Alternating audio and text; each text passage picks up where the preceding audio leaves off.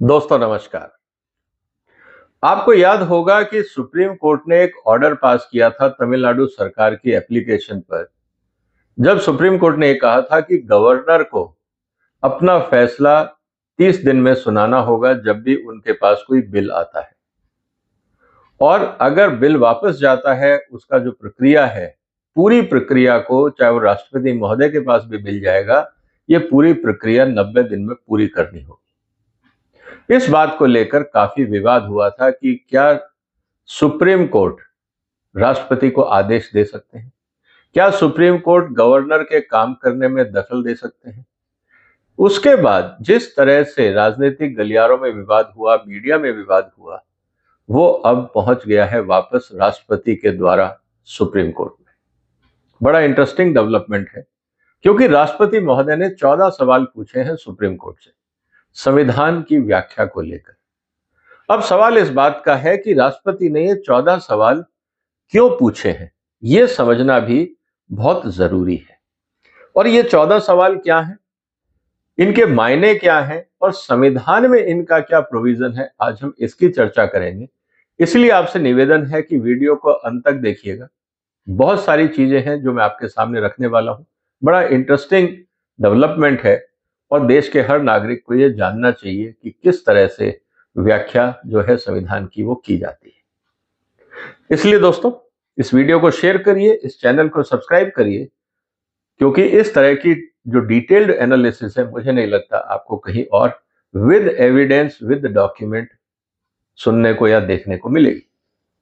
अब पहला सवाल क्या है?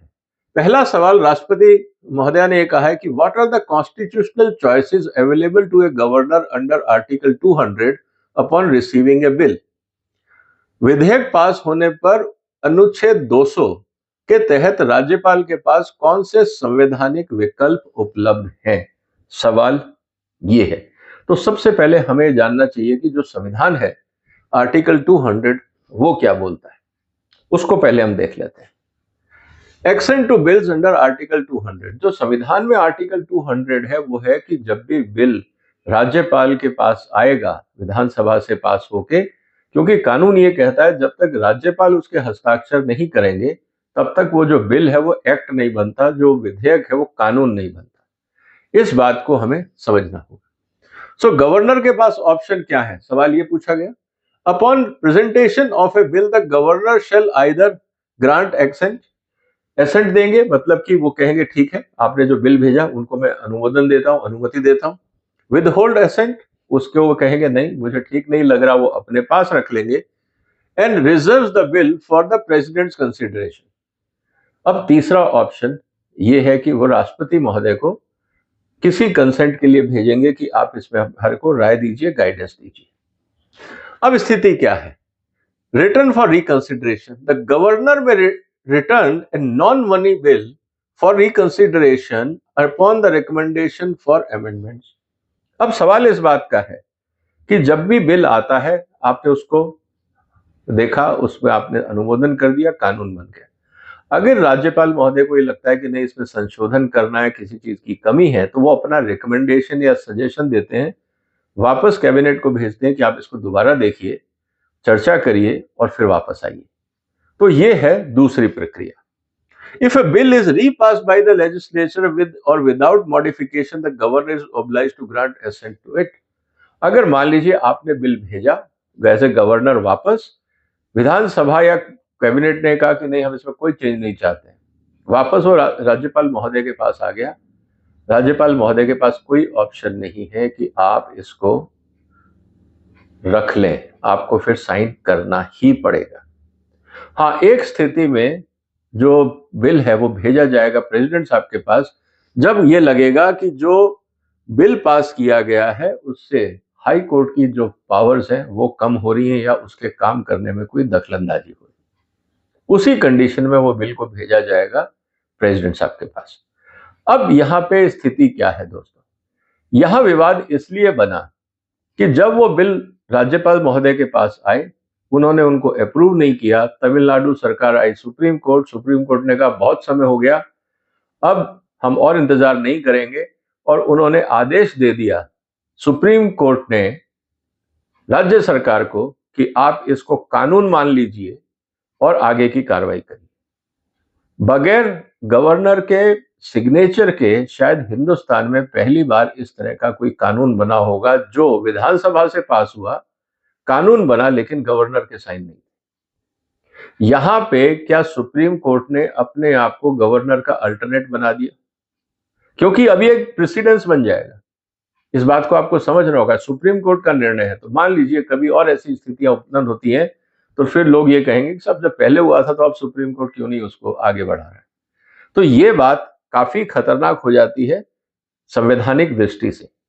लेकिन ये सवाल है, अब देखते हैं सुप्रीम कोर्ट आने वाले दिनों में क्या जवाब देता है। दूसरा सवाल यह है, is a governor required to act solely on the aid and advice of the council of ministers when dealing with such bills?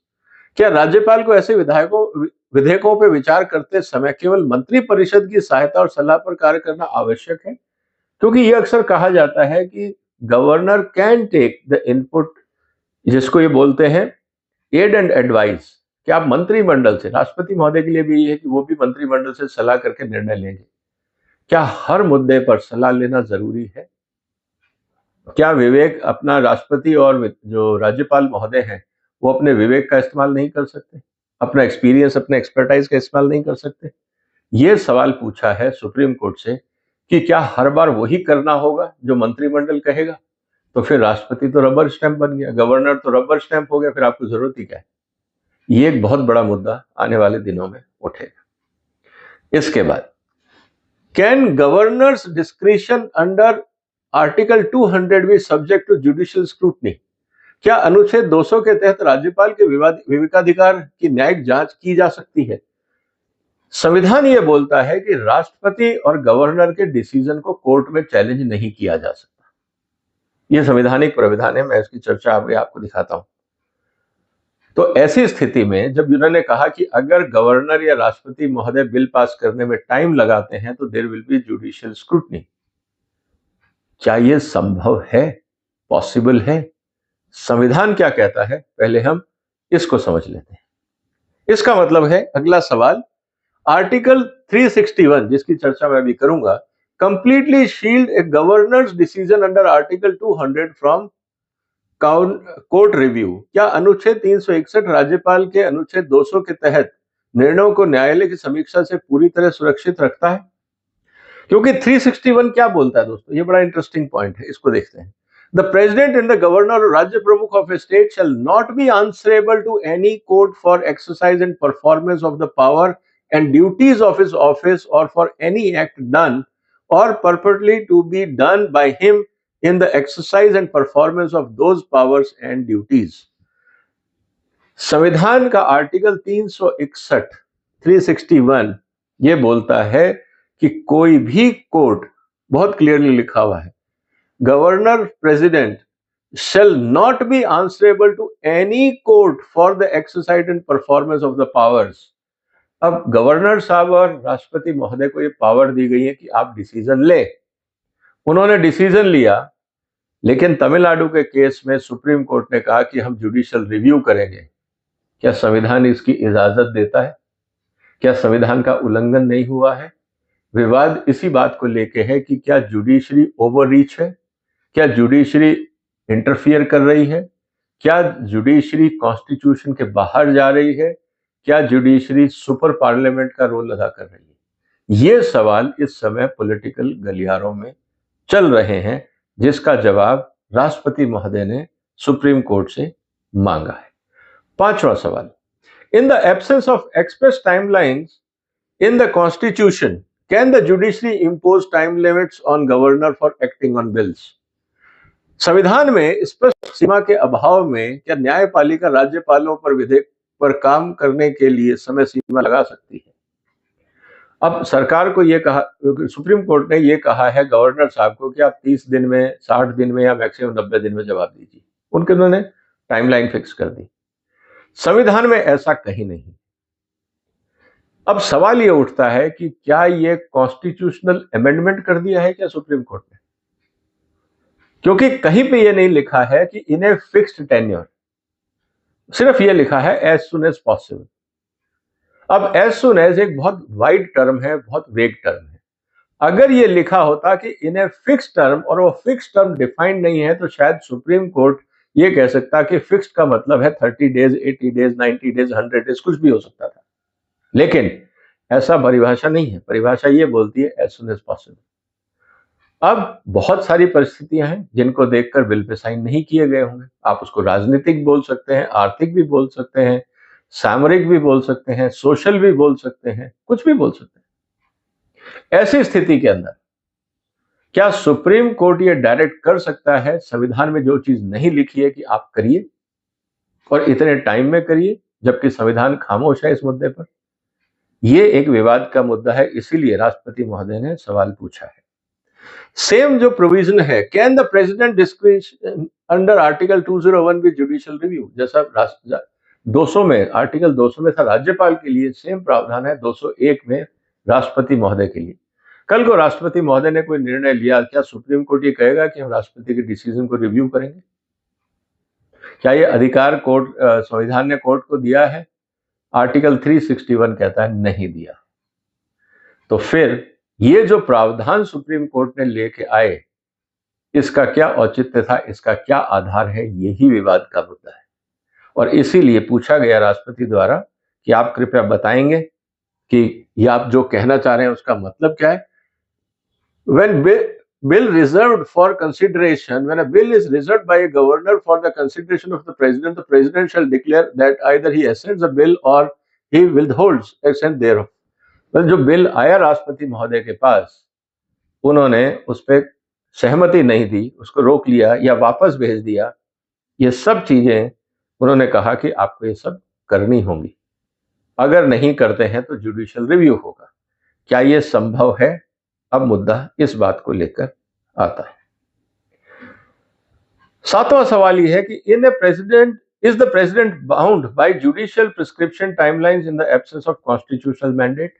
जब संवैधानिक आदेश के अभाव में राष्ट्रपति न्यायिक रूप से निर्धारित समय सीमाओं से बंधे हैं, क्योंकि कॉन्स्टिट्यूशन तो साइलेंट है, आपने टाइम लिमिट लगा दी। ऐसी स्थिति के अंदर अगर राष्ट्रपति कहते हैं मैं सुप्रीम कोर्ट की बात नहीं मानता हूं क्योंकि वो असंवैधानिक है, तब क्या होगा? तब लोग ये कहेंगे कि साहब सुप्रीम कोर्ट का आदेश था, राष्ट्रपति महोदय नहीं माने। इसीलिए राष्ट्रपति महोदय ने एक सवाल कर दिया कि जब संविधान में ये नहीं लिखा हुआ है, आप ये कंडीशन इंपोज कर रहे हैं, इसका आधार क्या है? टेक्निकली आप संविधान के अंदर संशोधन कर रहे हैं और संविधान में संशोधन का अधिकार तो सिर्फ पार्लियामेंट को है।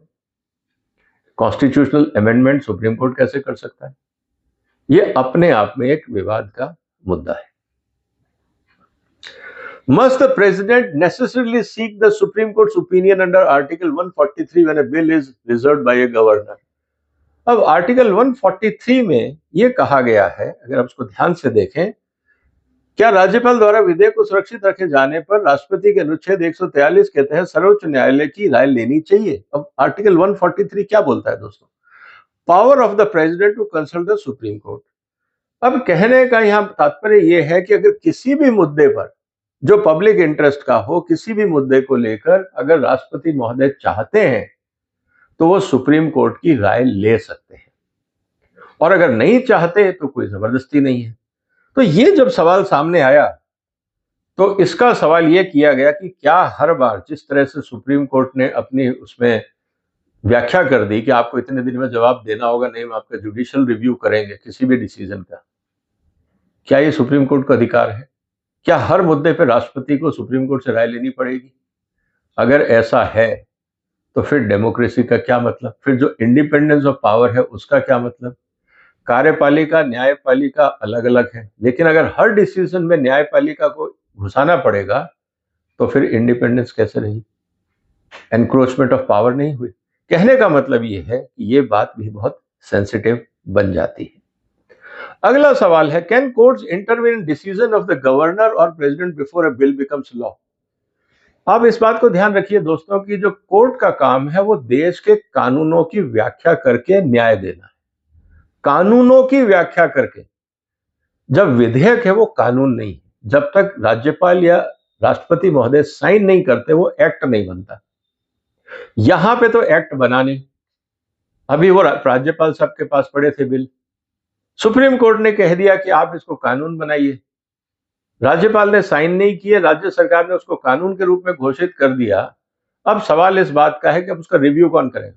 मान लीजिए कल को उस कानून में कोई खामी आ जाती है, तो राज्यपाल साहब ने तो साइन किए नहीं, विधानसभा ने पास किया, सुप्रीम कोर्ट ने कानून बना दिया। कल उसी बिल को पास जो हुआ है उसकी व्याख्या क्या दोबारा सुप्रीम कोर्ट करेगा? क्या ये कन्फ्लिक्ट ऑफ इंटरेस्ट नहीं है? ये एक बड़ा सवाल है। दूसरा, जो सबसे इंपॉर्टेंट बात यह आती है कि क्या कोई भी डिसीजन लेने से पहले अगर वो कानून नहीं बना है और प्रोसेस चल रहा है, कल को कोई भी एमएलए एमपी अपोजिशन पहुंच जाएगा कि देखिए ये बिल ठीक नहीं है, आप इसको देखिए, क्या सुप्रीम कोर्ट इंटरफियर कर सकता है? या कोई भी कोर्ट कर सकता है? संविधान इसकी इजाजत नहीं देता। आपको सिर्फ कानून का इंटरप्रिटेशन करना है। कानूनी जो प्रोसेस में जो बिल है उसका इंटरप्रिटेशन आप तब तक नहीं कर सकते जब तक वो साइन होके कानून नहीं बन जाता, क्योंकि वो वर्क इन प्रोग्रेस है पार्लियामेंट या विधानसभा में, जिसके अंदर आप इंटरफियर नहीं करेंगे, ये संविधान कहता है। लेकिन यहां कानून नहीं बना और सुप्रीम कोर्ट ने इंटरफियर किया, इस बात को लेकर सवाल पूछा गया है। Is it permissible under Article 142 to override or substitute decisions of the President or Governor? क्या अनुच्छेद 142 के तहत राष्ट्रपति या राज्यपाल के निर्णयों को रद्द करना या प्रस्तावित करना स्वीकार्य होगा? अब मान लीजिए कि कोई डिसीजन है, सुप्रीम कोर्ट को अधिकार है कि आप रूल बना सकते हो। राष्ट्रपति महोदय ने कोई डिसीजन लिया, उसका रिव्यू हुआ और उस रिव्यू के अंदर सुप्रीम कोर्ट ने कह दिया जी निर्णय गलत है। इसका मतलब आपने सब्स्टिट्यूट कर दिया, राष्ट्रपति या गवर्नर के निर्णय को आपने अपना निर्णय बना दिया। क्या यह संभव है, पॉसिबल है आर्टिकल 142 में? यह बड़ा सवाल है। Does a bill passed by a state legislature become law without governmental assent? क्या राज्य विधानसभा द्वारा पारित विधायक राज्यपाल की स्वीकृति के बिना कानून बन जाता है? अब सवाल ये हाँ या ना। मान लीजिए सुप्रीम कोर्ट ने आदेश दे भी दिया, लेकिन राज्यपाल ने तो साइन नहीं किए, तो ये कानून माना जाएगा? ये बहुत बड़ा सवाल पूछा गया है। Should constitutional interpretation questions first be referred to a constitutional bench under Article 145(3)? क्या संविधान की व्याख्या के प्रश्नों को पहले अनुच्छेद 145(3) के तहत संविधान पीठ को भेजा जाना चाहिए? क्योंकि ये प्रावधान है 145(3) में इंटरप्रिटेशन को लेकर कि जब भी कोई संवैधानिक मत होगा 5 लोगों की बेंच बैठेगी। ये साफ साफ लिखा हुआ है संविधान में। लेकिन ये जो ऑर्डर पास हुआ था तो 2 ही जजेस ने किया था, और ये कॉन्स्टिट्यूशन का जो आर्टिकल 200 था उसका असेसमेंट था। तो अगर जजेस को कंफ्यूजन था तो इसको 5 बेंच में रेफर किया जाता और फिर जो निर्णय होता वो संवैधानिक होता, लेकिन 2 जजेस ने कर दिया। ऐसी स्थिति के अंदर क्या होगा? ऐसी स्थिति के अंदर अब सवाल ये है कि सुप्रीम कोर्ट ये व्याख्या करे कि क्या ये सही हुआ या गलत हुआ। इसको भी अब समझना होगा, क्योंकि 145(3) क्या बोलता है रूल्स ऑफ कोर्ट में? द मिनिमम नंबर ऑफ जजेस who are to sit for the purpose of deciding any case involving a substantial question of law as to the interpretation of this constitution or for the purpose of hearing any reference under article 143 shall be 5. 5 लोग जरूरी हैं, साफ साफ लिखा हुआ। अब interesting एक point आता है आर्टिकल 142 का, जो 13वां सवाल पूछा गया, extends beyond procedural matters to allow ruling that contradicts existing law and constitutional provisions. आपने जो 142 के अंदर जो प्रक्रियात्मक मामले से परे जाकर मौजूदा कानून और संवैधानिक प्रावधानों का खंडन करते हुए फैसला देने की अनुमति देता है। आप कानून बना सकते हैं, आप इंटरप्रिटेशन कर सकते हैं, लेकिन क्या सुप्रीम कोर्ट देश के कानून और संविधान के खिलाफ जाके कोई इस तरह का जजमेंट दे सकता है? कि सुप्रीम कोर्ट को अधिकार है कानून बनाने का, लेकिन कहां पे? अब संविधान में लिखा हुआ है कि 5 जजों की बेंच होनी चाहिए, आपने वो नहीं माना। वहां ये नहीं लिखा है कि आपको टाइम लिमिट फिक्स है, आपने उसको टाइम लिमिट फिक्स कर दी। क्या ये जो प्रावधान है संविधान के खिलाफ जो किए गए या कानून के खिलाफ, क्या आर्टिकल 142 जो सुप्रीम कोर्ट की पावर है इसकी इजाजत देता है कि सुप्रीम कोर्ट इस तरह से खिलवाड़ करे? यह सवाल पूछा गया है, क्योंकि जो enforcement of degree and order है आर्टिकल 142 का, वो बोलता है supreme court in the exercise of its jurisdiction में पास such decree or make such an order as it is necessary for doing complete justice in any case or matter pending before it. अब सवाल ये है कि ठीक है, आपको judgement देना है। पहली बात, क्या आप गवर्नर को डायरेक्शन दे सकते हैं? क्या आप राष्ट्रपति को दे सकते हैं? क्या आप उनके लिए टाइम लिमिट बांध सकते हैं? क्या आप उन पे ये प्रावधान लगा सकते हैं कि वो क्या कर रहे हैं? जब संविधान कहता है कि आप उनको कोर्ट के मामले में कोर्ट में नहीं ला सकते, कोर्ट उनसे कोई सवाल नहीं कर सकता, आपने उनको कहा हम जुडिशियल रिव्यू करेंगे, क्या ये सब संवैधानिक बातें थी? ये सब चीजें अब मुद्दा बन के सामने आ गई। और 14 और आखिरी सवाल, इसको भी समझना जरूरी है। Can state centre disputes be resolved outside article 131 which provide the exclusive AC jurisdiction? Article 131 में ये कहा गया है कि जो भी केंद्र और राज्य सरकार के बीच में झगड़े हैं उनका निपटारा होगा। लेकिन यहां तो झगड़ा था ही नहीं, यहां तो गवर्नर का रूल था। तो उस स्थिति के अंदर गवर्नर के डिसीजन को आपने चैलेंज किया 131 में, क्या आप इस बात को ले सकते हैं कि केंद्र और राज्य के बीच में झगड़ा है? इसको भी समझना होगा। तो इसीलिए अब ये कहा जा रहा है कि राष्ट्रपति महोदय ने जो सवाल किए हैं ये संवैधानिक रूप से बहुत इंपॉर्टेंट है, व्याख्या की जरूरत है, ताकि आने वाले दिनों में बहुत सारे जो मुद्दे हैं वो क्लियर हो जाए। तो अब क्या करना होगा? अब बात सीधी सी है कि साहब को 5 या उनसे ज्यादा जजेस की एक बेंच बनानी होगी और इन 14 सवालों के जवाब देने होंगे। हाँ, एक कंडीशन में सुप्रीम कोर्ट मना कर सकता है। अगर सुप्रीम कोर्ट को लगता है कि ये पॉलिटिक्स है, ये पॉलिटिकल एजेंडा है, हम सवालों के जवाब नहीं देंगे या इसके पीछे कोई और कारण है, हम जवाब नहीं देना चाहते, तो वो जस्टिफिकेशन देना होगा। लेकिन क्या राष्ट्रपति महोदय के सवालों के जवाबों को टालना, सवालों को टालना इतना आसान होगा? अब ये वक्त बताएगा। आपको क्या लगता है दोस्तों? ये जो 14 सवाल थे और जो कानून बोलता है, जो संविधान बोलता है, वो मैंने आपके सामने रखा। आपको क्या लगता है कि सुप्रीम कोर्ट सही था या सुप्रीम कोर्ट ने लक्ष्मण रेखा लांघी? जो भी आपको लगता है कमेंट बॉक्स में लिखिए, इस वीडियो को शेयर करिए, हमें सपोर्ट करिए, इस चैनल को सब्सक्राइब करिए। फिर मुलाकात होगी एक और महत्वपूर्ण मुद्दे के साथ। तब तक अपना ध्यान रखिएगा। फिलहाल वंदे मातरम।